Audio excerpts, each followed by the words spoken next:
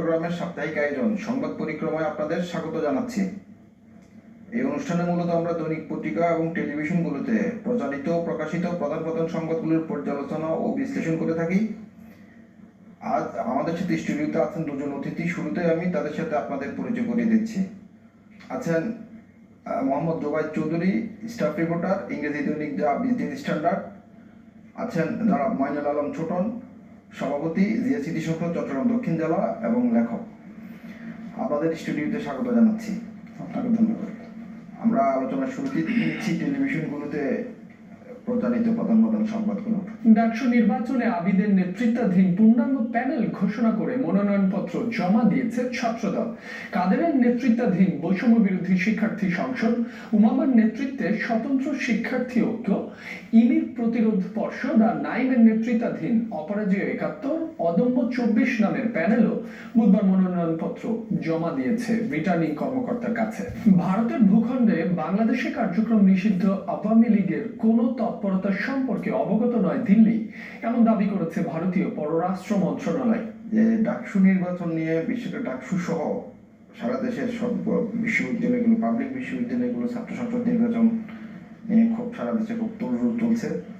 জাতীয় নির্বাচনের ঠিক আগেই এই একটি নির্বাচনের যে পরিবেশ এবং কি আমরা প্রতিদ্বন্দ্বিতা দেখছি, প্রতিযোগিতা দেখছি, আমরা উৎসবও দেখছি।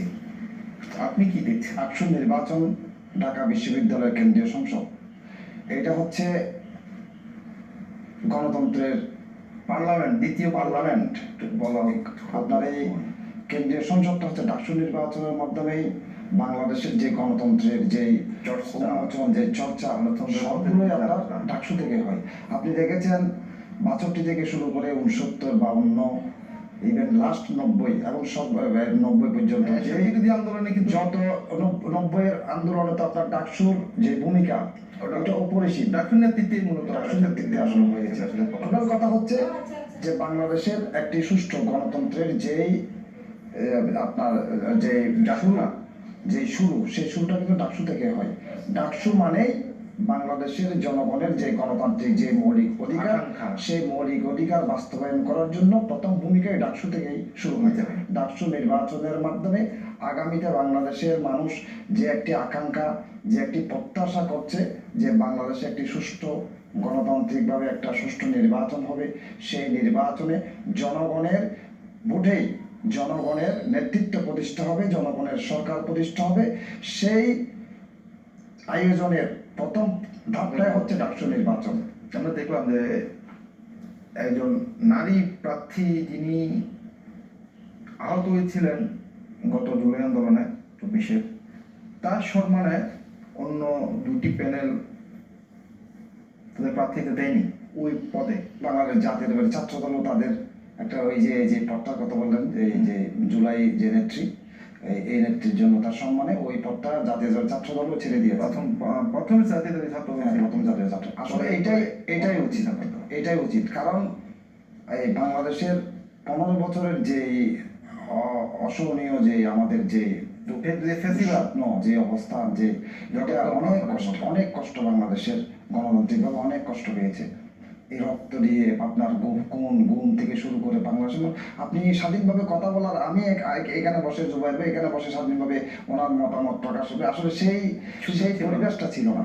এই জুলাইয়ের যে ছাত্র জনতার যে গণ-অভ্যুত্থান, ছাত্র জনতার যে আন্দোলন, এই আন্দোলনে আমি মনে করি তারাই বীর, তারাই বাংলাদেশের সূর্য সন্তান, যারা ৭১ সালে বাংলাদেশের স্বাধীনতার যুদ্ধে যারা জীবন বাজি দিয়ে বাংলাদেশের জন্য যারা যুদ্ধ, তাদের মতোই এই জুলাই যে বীররা, তারা তাদের যে বাংলাদেশের গণতান্ত্রিক ব্যবস্থাকে পুনরুদ্ধার করার জন্য তারা যেই আপনার ত্যাগ দিয়েছেন, এই ত্যাগের সম্মানে আমি মনে করি শুধু ওই আপনার আমাদের এই যে ছাত্রী যে নেত্রী তন্নি নয়, আমি মনে করি এই জুলাই সমস্ত যোদ্ধাদেরকে তাদেরকে সম্মানিত করা হোক। আমরা একই সাথে চট্টগ্রাম বিশ্ববিদ্যালয় আমাদের এই এলাকার সবচেয়ে বড় শিক্ষা প্রতিষ্ঠান, ওখানে কিন্তু আমরা এখনো নির্বাচনের কথা শুনিনি।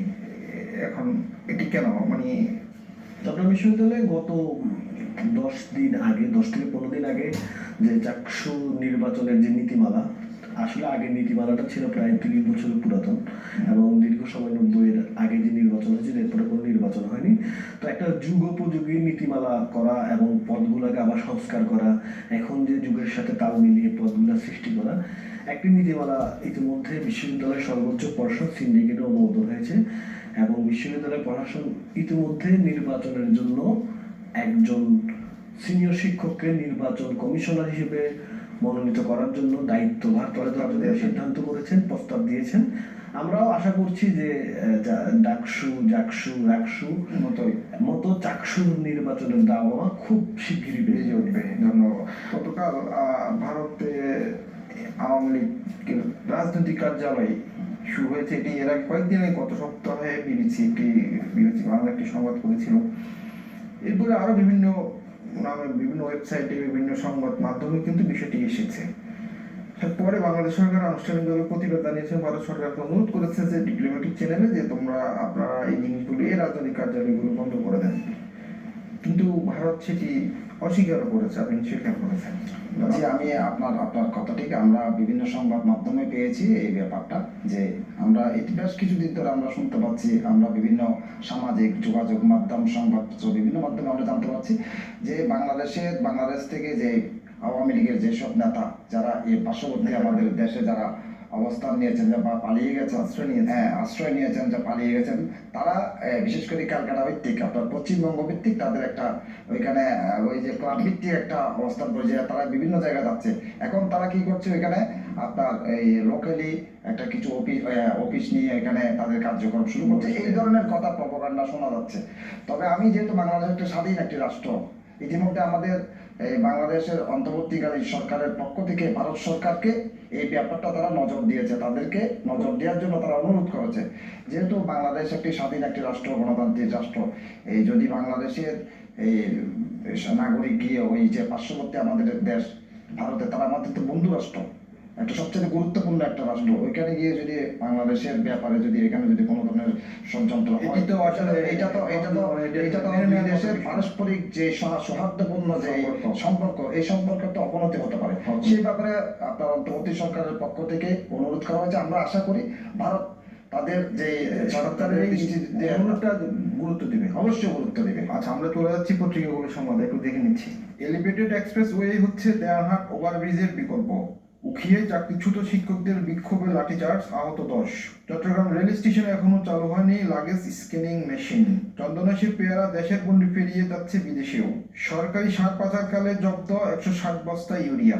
উখিয়াতে গতকালকে শিক্ষকরা রাস্তা ব্লক করেছিল, রাস্তা অবরোধ করেছিল, সেখানে পুলিশ লাঠিচার্জ করেছে, পরে থানায় ঘেরা হয়েছে, যেটি বলেছিল।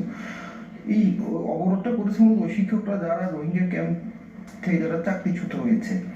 জানেন যে 2017-25 আগস্টের পরে যে ব্যাপক সংখ্যক রোহিঙ্গারা বাংলাদেশে ঢুকেছিল, আন্তর্জাতিক সাহায্য সংস্থাগুলোর জন্য যে শিক্ষার ব্যবস্থা করেছিল, ওখানে ওই শিক্ষকরা ওই ব্যবস্থার অধীনেই শিক্ষকরা চাকরি করতেন। এখন ফান্ড কমে যাওয়াতে ওদের কর্মসূচি সীমিত হয়ে গেছে। কর্মসূচি সীমিত হয়ে যাওয়ার কারণে এই শিক্ষকরা চাকরিচ্যুত হয়েছেন। কিন্তু স্থানীয় শিক্ষকরা অভিযোগ করছে যে রিফিউজি ক্যাম্পে যে রোহিঙ্গা যে শিক্ষকরা আছে তাদেরকে চাকরিচ্যুত করা হয়নি, শুধু তাদেরকে চাকরিচ্যুত করা হয়েছে। বিষয়টি কেমন দেখছেন? এটা আসলে মানুষ আসলে যিনি চাকরি হারিয়েছেন তার একটা ক্ষোভ আছে, তার একটা জীবিকার অনিশ্চয়তা আছে, এই অনিশ্চয়তা থেকে এসেছে। ছোট আমরা একটা নিউজ দেখছি যে সার পাচারের একটি নিউজ আমরা দেখলাম যে ইউরিয়া সার পাচারের কালে ধরা পড়েছে।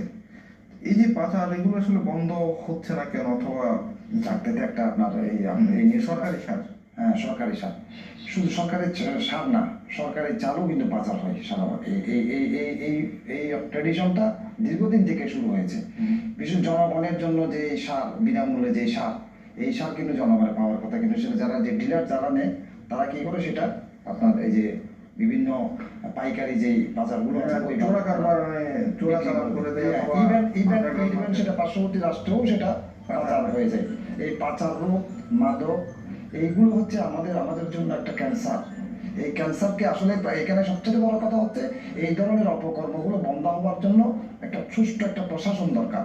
এই প্রশাসন যতক্ষণ পর্যন্ত তাদের দায়িত্ব তারা সঠিকভাবে পালন করতে পারবে না ততক্ষণ তো ভাই সেখানেই আমাদের এই অরাজকতা থাকবেই। আচ্ছা, আমাদের যে অনেকটা আমাদের এদের চন্দনাশের এখানকার পোহাজারি পেয়ারা, খুব মিষ্টি পেয়ারা, নরম পেয়ারা, এটি সারা দেশে খুব কদর। এটি এখন মৌসুম চলছে, এই পেয়ারা নিয়ে আপনার পেয়ারার আসলে আমার যাওয়ার ইচ্ছা আছে, আমি কখনো যাইনি, কিন্তু আমি দেখি আমি গিয়েছিলাম মানে মানে এই বছর আমি একবার যাওয়ার এটা চেষ্টা একটা করি পেয়ারা বাগানে। মনোরম দৃশ্য কিন্তু, হ্যাঁ, অসাধারণ। মানে আমরা দেখলাম বিভিন্ন খুব ডকুমেন্টারি ভোরে কিন্তু প্রচুর ছড়াতে করে চাষিরা, হ্যাঁ, হেঁটে হেঁটে ছড়াতে- যায়, কাঁধে করে দুপাশে পেয়ারা নিয়ে নামে চাষিরা, এবং এই পেয়ারা নিয়ে নামে একেবারে সতেজ পেয়ারা, একেবারে টাটকা পেয়ারা। এবং এই পেয়ারার যে বৈশিষ্ট্য সেটি হচ্ছে এই প্রজাতির পেয়ারা কিন্তু বাংলাদেশের অন্য এলাকায় নেই। রাখা হয় না, এটা একটা ইয়ে। তা আমার মনে হয় যে মানে এই যে জায়গাগুলোকে আপনি দেখেন, পেয়ারার যে চাষের জায়গা, বাগান টাগান, এগুলো কিন্তু দিন দিন সংকুচিত হয়ে আসছে।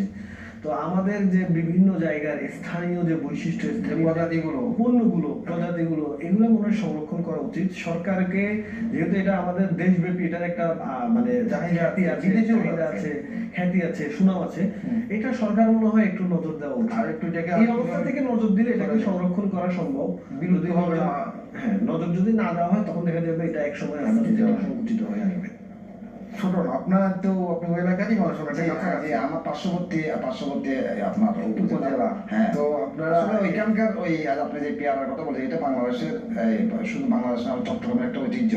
কাঞ্চন পেয়ারা আছে, ওইখানকার কাঞ্চন পেয়ারা। ওইখানে আপনি এত সুন্দর তাদের দৃশ্য, তারা যখন ভোর সকালে যখন চলে আসে, খুব ভোরে, হ্যাঁ। তখন বাংলাদেশে চট্টগ্রামের সমস্ত পাইকাররা কিন্তু এখানে চলে যায়। ওইখান থেকে আপনার এগুলো সারা চট্টগ্রাম আসে, এখান থেকে বিভিন্ন দেশে চলে যায়। এই পেয়ারাটার ঐতিহ্য অনেক দিন থেকে। এটা একটা লাল একটা কাপড় লাল দিয়ে- কাপড়, কাপড় দিয়ে এটা নিয়ে মুখ বাঁধা হয়। বিভিন্ন মত আছে, আমরা মাঝে মধ্যে জিজ্ঞেস করতাম, এই লাল কাপড় কেন? এটা কে বলে আপনার এই যে আপনার ওই যে আমাদের পুরাতন লোকদের একটা আছে না, যে নজর যেন না পড়ে, আর কে বলতো যে একটা আকর্ষণ হোক। এই লাল কাপড়টা একটা ট্রেডিশন হয়ে গেছে এখানে। আসলে এটা ওই এলাকার ওই এলাকার ট্রেডিশন। সবচেয়ে বড় কথা হচ্ছে ওই পেয়ারা যে আপনার উৎপাদন এখানে এটা সম্পূর্ণভাবে প্রাকৃতিক ভাবে হয়। এখানে আপনার কোনো ধরনের কেমিক্যাল বা কোনো কিছু দিয়ে আসলে হয় না, এখানে প্রাকৃতিক ভাবে এই সৃষ্টি হয়। এবং ওই পেয়ারার জন্য ওই কাঞ্চননগরে যে প্রায় 39 হেক্টর মেবি ওই এলাকাটা বিশাল একটা বাণিজ্যিক একটা সম্ভাবনা। সরকারকে আসলে এখানকার যে যারা চাষি আছেন, যারা বাগানের আছেন, তারা আসলে অত্যন্ত শ্রম দিয়েই তাদের আমি মনে করি সরকারের আপনার সুনির্দিষ্ট যে পরিকল্পনা, কৃষি বিভাগ বিশেষ করে কৃষি বিভাগ ওনাদেরকে আসলে সহযোগিতা করা দরকার। এই পেয়ারা আপনি বর্তমানে যে বাংলাদেশ বিদেশ থেকে যে আপনার আপেল, আঙ্গুর, যে বাংলা যে দুর্মূল্য, যে দ্রব্যমূল্যের যে মূল্য, এই মূল্যের মধ্যে এখন আপনি আপনার সন্তানকে আপেল খাওয়ানোর মতো অবস্থা কিন্তু পেয়ারা দিয়ে এখন পেয়ারাই এই বাংলাদেশের এই জাতীয়, আমি মনে করি বাংলাদেশের আপেল এটাই। এই আপেল আমরা মনে করি, আমরা আশা করবো এই তাদেরকে এই যে বিশেষ সন্তানের এই যে কাঞ্চননগর এই এলাকার যে চাষিরা, তাদেরকে সরকার থেকে তাদেরকে ভর্তুকি দেওয়া হোক, তাদেরকে উৎসাহিত করা হোক। আশা করি তাদের এই উৎপাদিত ফল সারা বিশ্বে ছড়িয়ে পড়বে। ধন্যবাদ আপনাকে। আমরা শেষ করতে হচ্ছে, আমাদের সাথে এই অনুষ্ঠানে যোগ দেওয়ার জন্য আপনাদেরকে অনেক অনেক ধন্যবাদ জানাচ্ছি। আপনাকে ধন্যবাদ। দর্শক, শেষ করছি আজকের মতোই। আপনাদের সাথে আমাদের দেখা হবে আগামী সপ্তাহে একই সময় একই দিনে। সে পর্যন্ত ভালো থাকবেন।